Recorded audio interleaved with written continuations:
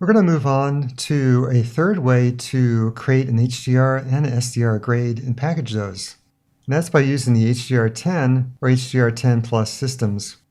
HDR10 is a 10-bit system that uses the BT2100 standard with a Rec 2020 color gamut. It also uses a PQ curve and has a current maximum of 1000 nits. HDR10 is an open standard, so therefore you're not required to have a certified device as you would with Dolby Vision. HDR10 automatically and passively maps HDR to SDR, so it automatically creates an SDR trim pass. However, the mapping is the same for the entire project. HDR10 Plus is an update to HDR10, and HDR10 Plus adds support for dynamic metadata, so you can alter the brightness per scene, per shot, or per frame. Resolve does support HDR10 Plus, however, it's not fully implemented yet. Nevertheless, I can give you a rough idea of how it works. I've gone back to the HDR import project, which you can import yourself as a DRP. Let's take a look at the project settings. The color spaces are set to Rec 2100 ST2084, which is perfect for this HDR project. If you want to work with HDR10 Plus, there's a checkbox for that down here. Activate that and click Save. As soon as you do that, there's a new tab that's added right here in the color area, HDR10 Plus.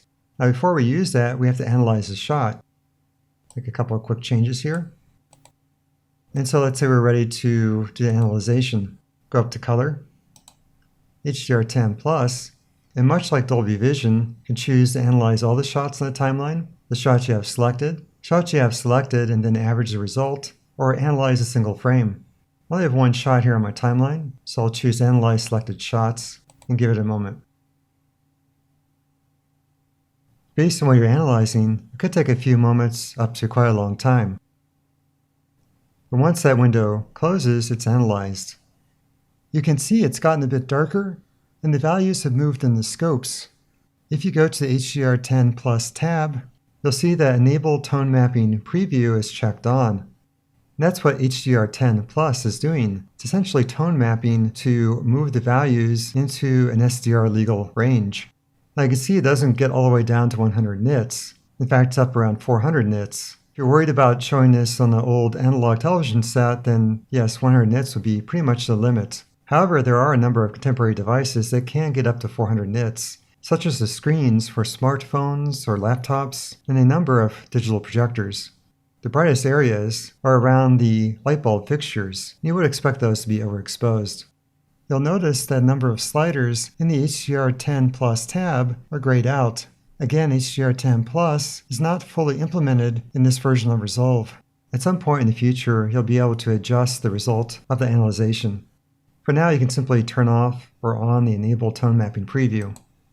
So there's the original, and here's the tone mapped result. Once you've analyzed, though, you can go ahead and render out the result. The HDR10 Plus requires that you render out a separate metadata file. Let's take a look in the Deliver tab. When you activate HDR10 Plus through the project settings, you'll see that some of the high-quality formats receive a new checkbox, which is labeled Export HDR10 Metadata. For example, here with MXF, and also ones like TIFF, and also ones like DPX. Now it's a bit confusing because it does not say HDR10 Plus, but this does appear once you activate HDR10 Plus. If you check this on, add this to the render queue, and render out, it produces a separate metadata sidecar, and that will be a file in the JSON or JSON format. Because the metadata is separate from the regular render format, such as DPX here, it will have to be combined into a special mezzanine format. So there's no direct way to do that within Resolve. In general, this requires that the files be delivered to a post house that supports HDR10 Plus work. There is also a second way to render out the metadata by itself. You can just skip this checkbox here, render out the sequence as you might normally render it out in a high-quality format, and then go back to the Media tab. And here, if you right mouse button click on the timeline, and go to Timelines, Export, there's an option to export the HDR10 Plus JSON file. So it might be preferable to do it this way because you see it definitely indicates the plus on HDR10 plus. This will render out that metadata file by itself, and then you're free to use the Deliver tab to create the normal render. So here's a quick look at HDR10 plus. Again, at this point, it's not fully implemented. So if you are using a later version of Resolve, be sure to check the documentation. So we've reached the end of our series on grading HDR in Resolve. I want to thank you for joining me.